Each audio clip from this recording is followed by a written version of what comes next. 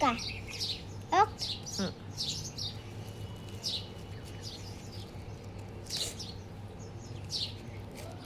महादेव शंकर हर बघ बघ इकडं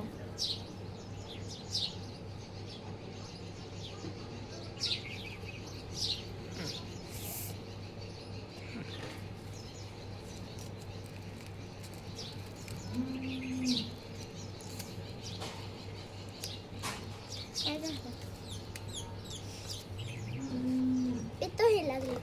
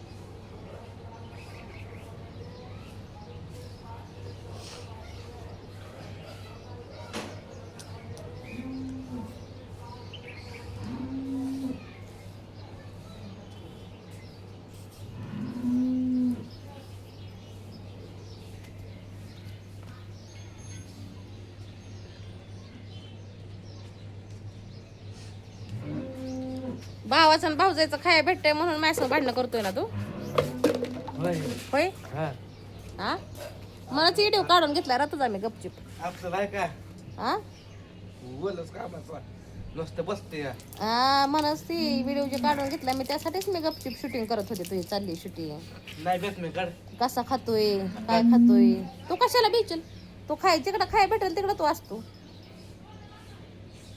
जिकडं खाया तिकडं गोड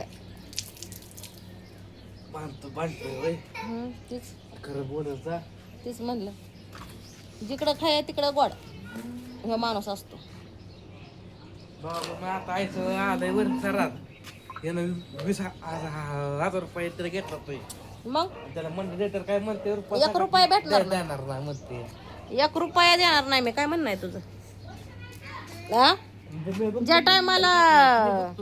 टायमाला खरी करत होती त्या टायमाला तर महाग पळाला हा अंग काढून घेतलं तर कधी घेतला काढून हा कधी घेतला काय केलं तर तुमच्या गेला मी तिला पाळवलंय कुठे होय मग कसं काय बरं कसं काय हे झालं नाही बरं नाही निवाड त्याचा काय हा आणि तिचं नको काढू आता तू तिचं काढूच नको तू कळलं का आज ते म्हणतो तेव्हा का मला असं होतंय काय हा तेव्हा का म्हणजे इकडे आमच्याकडं ज्या अवस्थेत काय झालती काय झालती मला माहिती आहे ना काय झालतंय शेव म्हणणार आहे काय झालते रा हा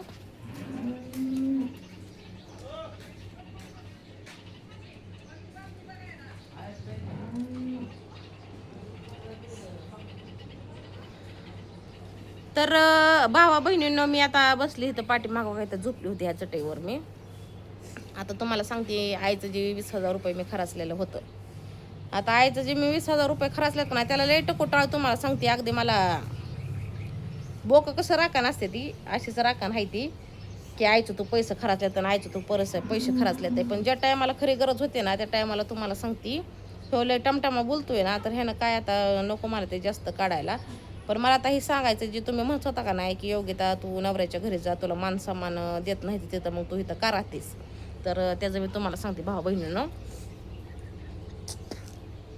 कुणाच्या घरी जायचं मला घरच नाही कुठं तुम्हाला खरी परिस्थिती मी तुम्हाला सांगते मला घर कुठंही नाही राहिला विषय माझ्या नवऱ्याचा नवऱ्यानं फक्त माझ्याबरोबर लग्न केलंय काय केलंय नवऱ्याने फक्त माझ्यावर लग्न केलं तर त्याच्या कुठल्याही गोष्टीवर मला अधिकार नाही. हे तुम्हाला मी मागं बी सांगितलंय आणि मी तुम्हाला आता बी सांगते. मला मेंदूच्या गोळ्या चालू झाल्या भाऊ बहिणीनं. आता काय भाऊ बहिणीचं म्हणणं होतं की ही मेंटल झालेली आहे, हिला येड्याच्या इस्पितळाच्या गोळ्या चालू आहेत. तर हो, मला येड्याच्या इस्पितळाच्या गोळ्या चालू आहेत. मी येडी झाली आहे, मी मेंटल झाली आहे, माझ्या मेंदूवरती ताण आहे, त्याच्याच मला गोळ्या चालू आहेत त्या. आणि त्यासाठी मला महिन्याला दवाखान्यात जावं लागतं भाऊ बहिणींना. खरी परिस्थिती सांगते. पैशामुळं मी मध्यंतरी दवाखाना बंद केला मी, कारण की पैशाच्या काय अडचणींमुळं मला दवाखाना बंद करावा लागला होता आणि मी दवाखाना बी बंद केला. पण मला परत त्रास तसाच व्हायला लागला होता. माझा श्वास बंद पडायचा, श्वास गुटमळायचा. त्या टायमाला तुम्हाला सांगते, नवऱ्याला फोन केला रात्रीचा, तर नवरा आला होता. जिथं केलं ना तिथंच मी म्हणणार केलं म्हणून. तर नवरा माझा आला. पण त्या टायमाला दवाखाना गेलतो आम्ही भुईटे हॉस्पिटलला. भुईटे हॉस्पिटलला गेल्यानंतर ना त्यांनी काहीच नाही केलं, फक्त मला गोळ्या लिहून दिल्या. ती गोळ्या घेतल्या, पण तिथल्या गोळ्या मी एकही खाल्ली नव्हती, कारण की मला पवार मॅडमच्या गोळ्या माझ्याकडे होत्या आणि मी त्या गोळ्या खाल्ल्या होत्या. त्यामुळे त्यांची गोळी खाण्याची मला गरज नाही पडली, त्यामुळे मी काही गोळी खाल्ली नव्हती. मग त्या गोळ्या खाल्ल्या. त्यानंतर माझं आता कुठं कवर होत आलेलं आहे आता दुखणं.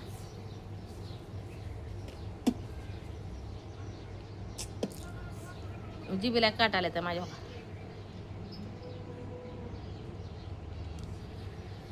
तर आता कुठं दुखणं माझं कवर होत आलेलं आहे. आणि मी तर राहते भाऊ बहिणीने शांत डोकं ठेवून राहते. कसं आहे माहिती आहे का, हिथं तर म्हणायला येईल की ही माझं म्हणजे भाऊ आहे, तर मला भांडतात हे करतात ते, म्हणजे भावा बहिणीच होतच राहतात वादेवाद. पण ज्याच्यावर आपल्याला जिंदगी काढायची, जेव्हा आपला जीवन साथी असतो, तीच आपल्या नशिबाला चांगला नाही खरं म्हणायला गेलं तर. ती म्हणतात का नाही, प्रत्येकाच्या घरी मातीच्या चुली असल्या त्या, आणि सारखं सांगून साध्य काहीच होत नसतं त्यात किती केलं तर चुकीची मला ठरवणार आहे. त्यामुळं मी आहे ना सांगायचं बोलायचं सोडून दिलंय.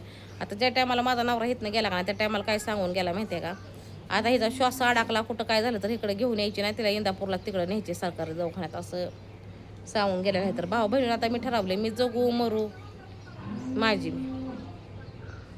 मी जगली मिली तर मी देवा आता हवाला सोडलेला आहे.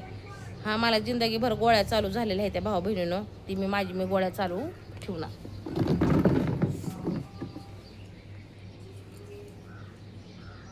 मला गोळ्या चालू झालेल्या आहेत तर ती मी गोळ्या चालू ठेवणार. आता कसं आहे माहिती आहे का, नशिबाचा भोग म्हणायचा आणि ती भोगत राहायचं, अशातल्या काही गोष्टी आहेत त्या. आता हिथं जी मी राहिली ना, हिथं बी तुम्हाला सांगते सारखं कारकासा माझ्या मागं आहे.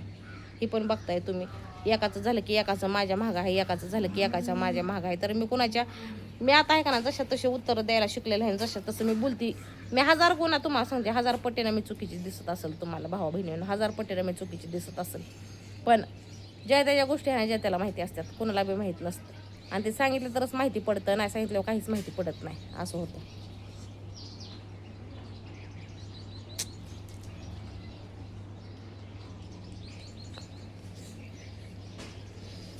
बरोबर आहे का नाही, सांगितलं तर मग आता आहे ना मी सांगायला लागलेलं आहे. तर मी आता बऱ्याच भाऊ बहिणींचं म्हणणं असतं की योगिता तुझ्या पहिले व्हिडिओ कसं होतं, तुझा आता व्हिडिओ कसा आहे, तर तू काय बोलती काय नाही बोलत, तुलाच कळतंय का. मला सगळं कळतंय भाऊ बहिणींना, पण त्याला माहितीच का नाही, शानाला शब्दाचा मारण, येड्याला काहीतरी जोड्याचा मार्ग काहीतरी असं म्हणते ती बरं का, काहीतरी म्हण आहे त्याची म्हणते ती. तर आता ही आव्यासाठी तुम्हाला सांगते काय नाही केलं, काय नाही केलं. आणि ते आता तुम्हाला सांगते आईच्या पैशासाठी मला भांडतोय. आणि मी तर देणार आहे पैसे, नाही देणार असं नाही भाऊ बहिणी, मी पैसे देणार. मी त्याला न कबुलीला आलेलेच नाही मी पैसे देणार. पण कोणाच्या मनात आपल्याविषयी काय आहे आणि कोण आपल्याला काय बोलू शकतं हे फक्त आपण बघायचं. आणि जिथल्या तिथंच म्हणजे समजतं कुणाच्या मनात काय चाललंय आपल्याविषयी, कुणाच्या मनात काय नाही चाललं. बघायचं आणि शांत बसायचं आणि गोळी खायची डोक्याची. कारण की डोक्यावर इतका सनिताप होतो ना मला, इतका सनिताप होतो. पण सांगता कुणाला बोलता कुणा, ते म्हणतात का नाही, असा हक्काचा खांदाच नाही की त्या खांद्यावरती डोकं ठेवून रडावं. असा देवाने खांदाच आपल्यासाठी बनवला नाही, असा खांदा आपल्याला नाहीच. त्यामुळे आहे ना आपलं आपण स्वतः सहन करायचं आणि जितक्या दिवस आहे तितक्या दिवस जीवन जगायचं. कोण काय बोलतंय ह्याला इग्नोर नाही करायचं, पण प्रत्युत्तर द्यायला मी नक्कीच शिकलेले आहे. मग तिथं लोकांच्या नजरेत हजार गुन्ह्यानं कमी चुकीचे ठराना.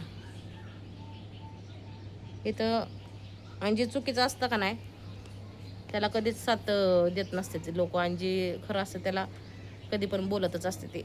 असं ही जगदुनिया पण आहे.